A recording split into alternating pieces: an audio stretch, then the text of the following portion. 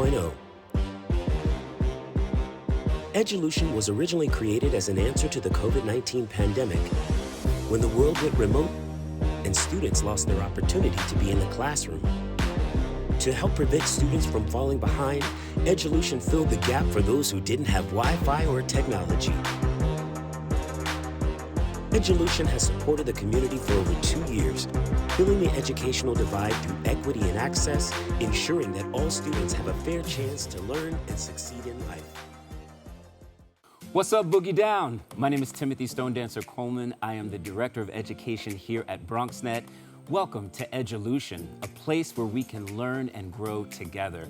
I want to first thank everybody who has been faithful to our show, which started out, as many of you know, during the COVID pandemic. This was our answer to helping students who were all of a sudden pushed remote so that we could teach not only the students, but the rest of the family as well. We thank you for being faithful to our show. We thank you for tuning in every week to check out what we've got in store for you. We've got a great show coming your way today, and I'm so excited for you to hear what we've got to teach. Hi, friends. This is Miss Ryan from the Bronx, New York, and today we are going to be cooking with STEAM. So remember, STEAM means science, technology, engineering, art, and math.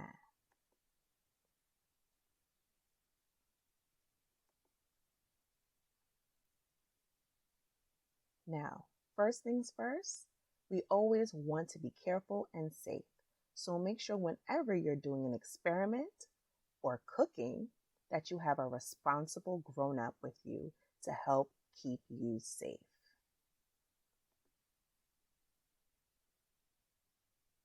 Today, we're going to be making unicorn bark. So, on our agenda, first, we'll talk about where's the STEAM. Then we'll talk about our materials and ingredients that we'll need to use today, and then we'll jump right into our recipe. So, where's the STEAM?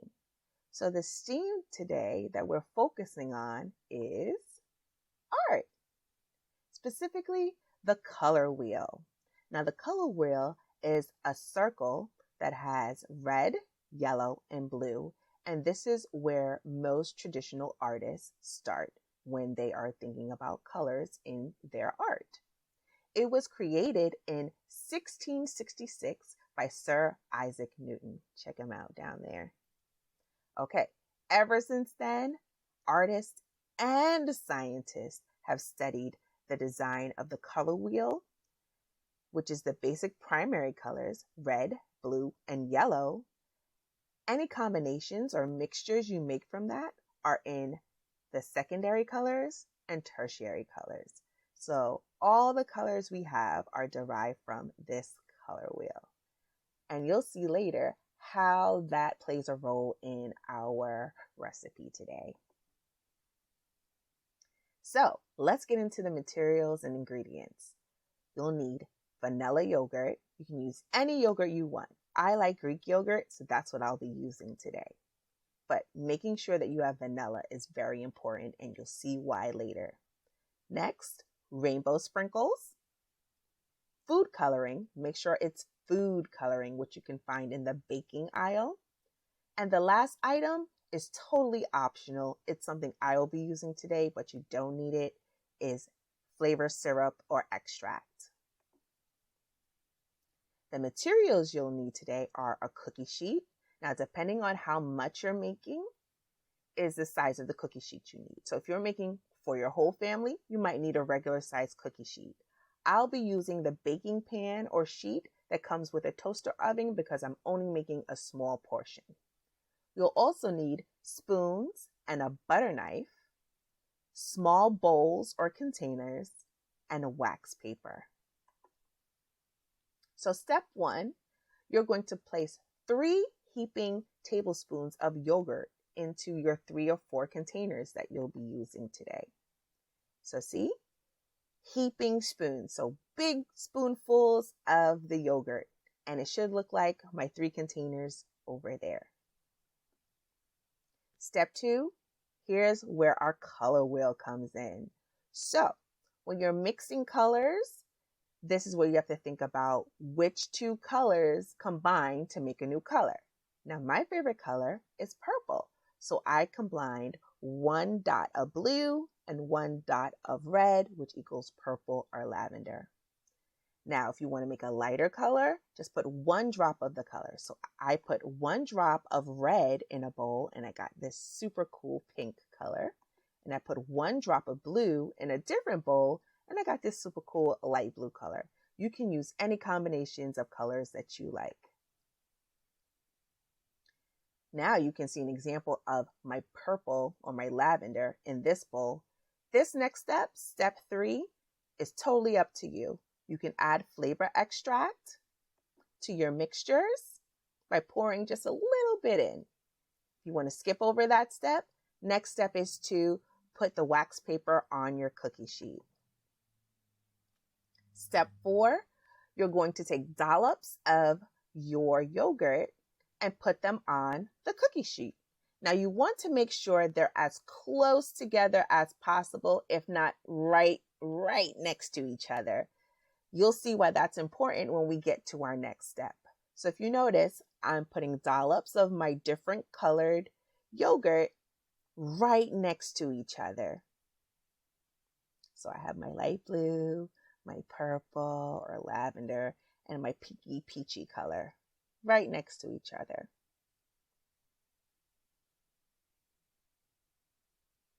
So you want to cover the complete cookie sheet. And then this is what you'll have as your result.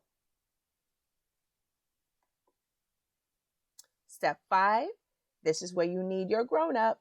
You're going to very carefully take that butter knife and you're going to make swirls with your knife in your yogurt.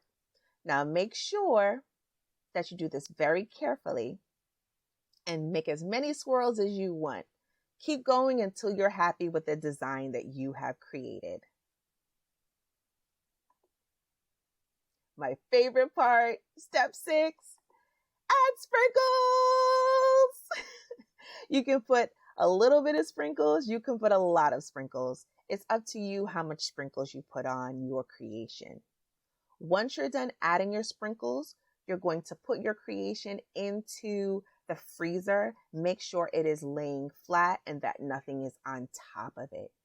You can leave it in the freezer overnight or 2 to 3 hours. Step 7, when you remove it from the freezer, make sure you have a grown-up. Use a knife and cut into pieces. Now, how those pieces look are totally up to you. You can cut them into squares. Your grown-up can cut them into circles.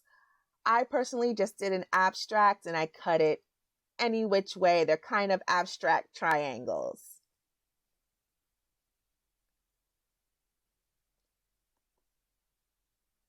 Step 8, share and enjoy with your friends and family. I shared with my dad and look at his reaction. Yeah, good stuff. He loved it. So remember, a quote from Walt Disney, the way to get started is to quit talking and begin doing. So this is a super healthy-ish way to get nutrients into your body and a healthy way and share with your families and friends. And it's fun. So that's the first step, to make sure that you have fun picking out healthy foods that you enjoy and engaging in them in a happy and fun way. So I hope you enjoy your unicorn bark, and somehow you can let me know. You can comment below, send me an email, and thank you for joining me. I'm Miss Ryan from the Bronx, and this has been Cooking with Steam. Bye, friends. What do you look for in a good school? What do you look for in a good community? How can it be better? We urge you to ask yourself these questions and challenge your way of thinking. At some point in your life, you may be an important part of that change. You can be an answer to a problem. Welcome to Loose Gravel, the travel show, where we explore various countries and their cultures. This program is brought to you by BronxNet, and I'm your host, Miss Merville.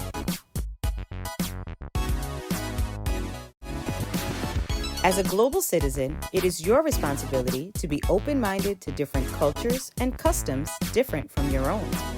It's important to also know about social issues that occur in the world so that you can understand all that makes people so unique. Last time, we introduced you to the country, Indonesia. We learned that it is located in Asia, it's made up of islands, and has very interesting animals and attractions. We even learned about batik, a painting technique. On this episode, we will discover more about Indonesia by exploring another cultural practice, food. Let's take a few moments to review the map of Indonesia.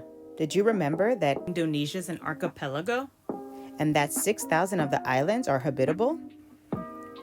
If you did, that's great. Let's learn some more. Key vocabulary to look out for. Good readers look out for context clues to help them gain meaning of an unknown word. Here are some of the words we'll be checking out in today's lesson. Benefits, cuisine, custom, durian, edible, lush, mangosteen, rambutan, rujak, spice, and utensils. Keep an eye out for these words. Do you remember what a cultural practice is from our last lesson? Let's review. Culture is a pattern of behavior that is shared by a society or group of people. Many different things make up a society's culture. A cultural practice would be any of these actions performed by members of that group. Here are some examples. Food, language, music, clothing, arts, beliefs, customs, and holidays. Today, the cultural practice we'll be exploring is food. Let's dive into Indonesian cuisine. Cuisine is a style or method of cooking that is from a particular country or region. Exploring Indonesian food. Time to eat. Indonesian food is incredibly varied. That's because of the influence of different cultures that have settled in Indonesia and been a part of its history. The typical dishes made in homes and restaurants reflect the influences of India, China, Holland, Japan, Thailand, Arab, and Persian cultures. Strangely enough, the spices that the islands are so well known for, like cinnamon and nutmeg, are rarely used in Indonesian cuisine or cooking. Instead, they usually spice their meals with hot chili peppers. Reflect on your own culture. What is a staple spice or ingredient that is widely used in many of the dishes where you come from? Is it used in varied ways?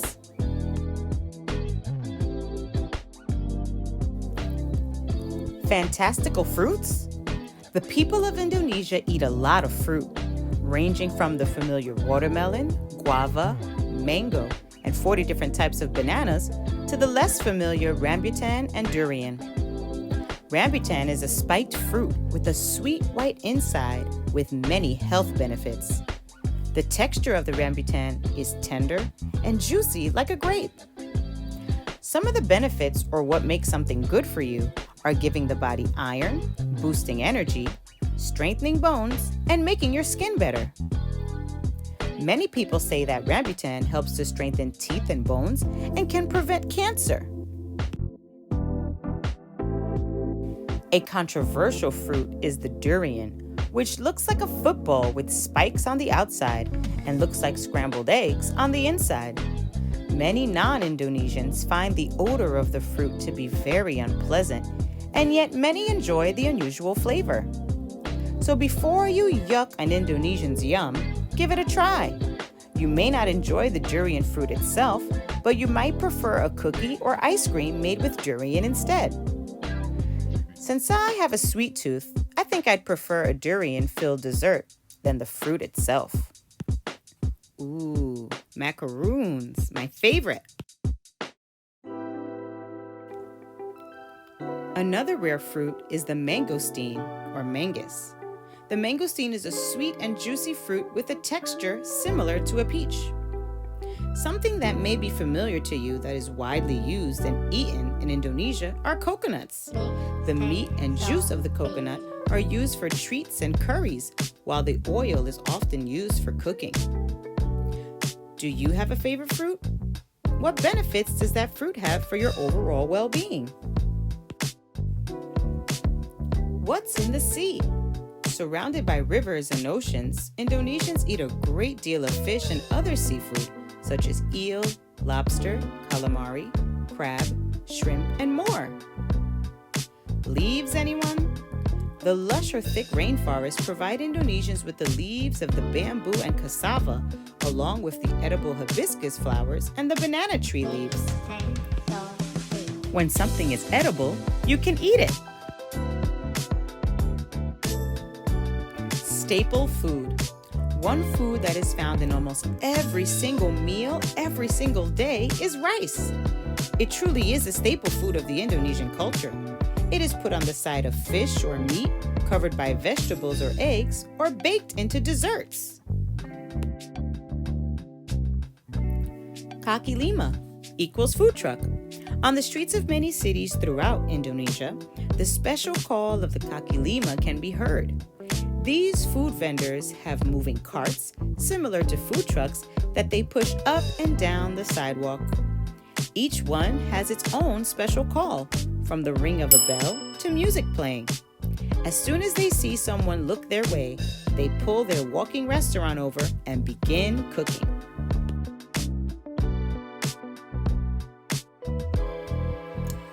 Culinary customs. Customs are a traditional and widely accepted way of behaving or doing something that is specific to a particular culture or society. Although the typical utensils like forks, spoons, and knives are used, Indonesians prefer to eat with their bare hands. Food is always eaten and passed with the right hand, whether at the kitchen table or in the fanciest restaurant. The left hand is considered unclean and not to be used. Let's reflect. We are currently going through a worldwide pandemic. Do you think that certain customs may have to change in order to maintain safety? Is there a custom in your culture that you feel must change? It's your turn. Let's try making a popular Indonesian dish. As we learned earlier, fruits are enjoyed by all Indonesians. Let's make rujak, an Indonesian fruit salad. It's a popular sweet and spicy fruit salad that you can order from a kaki lima. Let's watch a video of a street vendor making this dish. Get your families involved.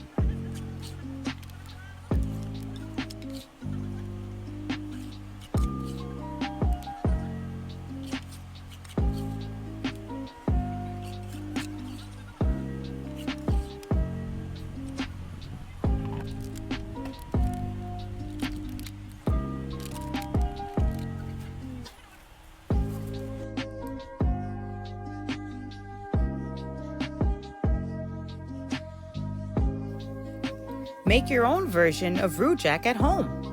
Ingredients: you'll need cubed pineapple, cubed mango, cucumber, green apple, cubed papaya, or any fruit that you love. All fruit should be peeled and sliced. You'll also need a half a cup of brown sugar, a fourth cup of lime juice, 1 teaspoon of sriracha or chili sauce, salt to taste, a strainer, and a large bowl. You'll definitely need the assistance of an adult for this recipe.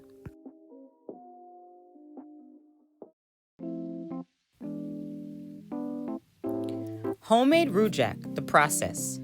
First, add all of the fruit to a large bowl. Next, to make the sauce, add the sugar and the half cup of water to a saucepan. Bring to a boil and reduce the heat and simmer for 10 minutes to make a simple syrup. Then stir in the lime juice, sriracha or chili sauce, and salt. Bring the rujak dressing to a boil, then reduce the heat and simmer for 5 more minutes. Remove from the heat and cool. Next, strain the rujak sauce and pour it over the fruit. Toss the fruit to get the pieces covered in the rujak sauce. Then serve. Let's go over our recap checklist. We reviewed a few cultural practices and used context clues to define key vocabulary words. We explored Indonesian cuisine through text and other media. We examined the ingredients of the Indonesian fruit salad rujak and created our own interpretation at home. We took a retrospective look at our experience today by completing this checklist.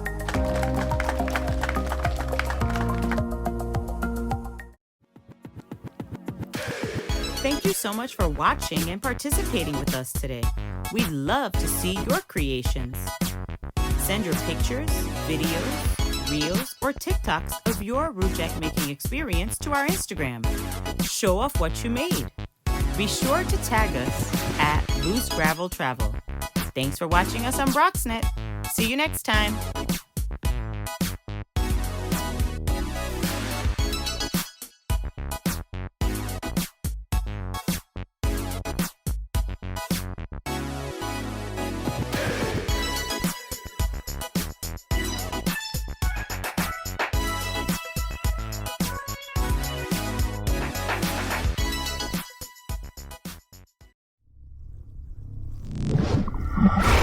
The Bronx Edulution. We are Bronx Strong. Hi, boys and girls. My name is Mr. Darnell Weir, and today I'm going to be talking to you about emotions. So if you want to take a minute and grab a pen or a pencil and a notebook, pause the video here, and press play when you have those items and are ready to go. Okay, so what we have in front of us is called a mood meter. You might have seen this before. So the mood meter has different words on us that can express how we are feeling at a certain time. If we got some really good news about something, we might be feeling cheerful. If we're relaxing at home, we might be feeling chill. If you didn't get a lot of sleep last night, you might be feeling tired. Or if you're worried about something, you might be on red. So I want you to take a minute or two and to write a sentence or two with the word that shows how you are feeling and why. And you can pause the video here.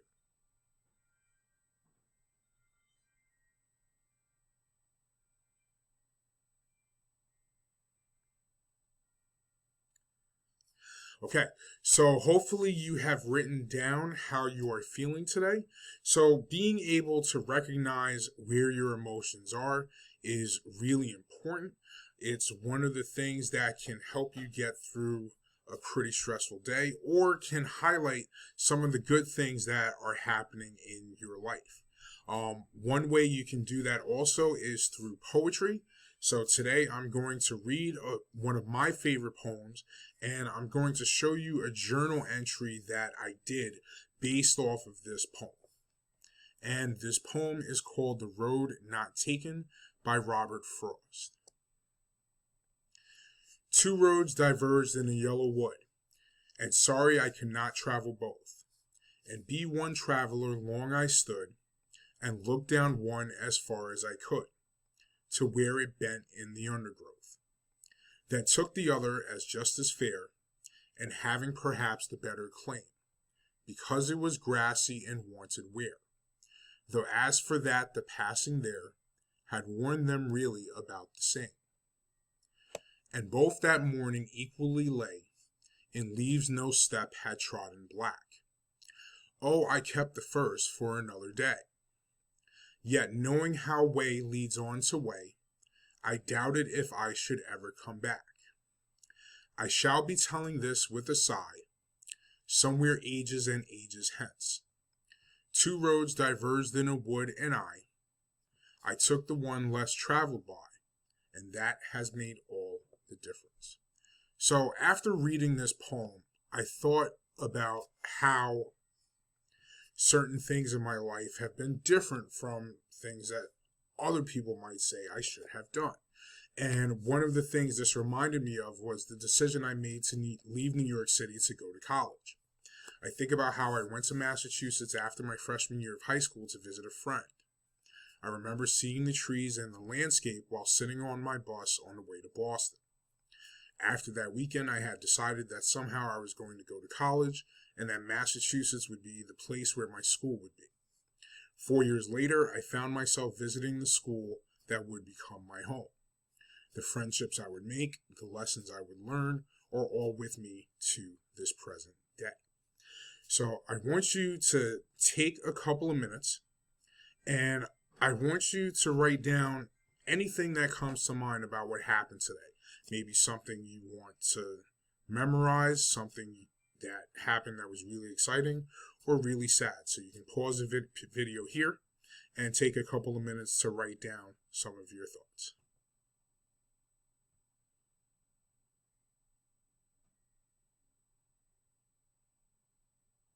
Okay, all right. So I want you to remember a couple of things.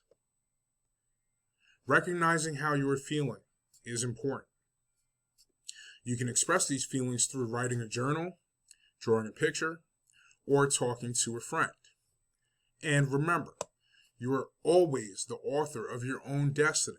So don't be afraid to try something new, and don't be afraid to fail. Failure puts you one step closer to mastery. So whatever it is that you like to do, whether it's a hobby or a sport, don't be afraid to fail, because that failure is going to take you one step closer to where you want to be. So, boys and girls, I hope this was enjoyable. I hope this was helpful, and I hope you all have a great day. Okay, Boogie Down, that's my time for today. Thank you so much for your attention and for joining us on this journey of learning. The Bronx Edulution, a place where we can learn and grow together.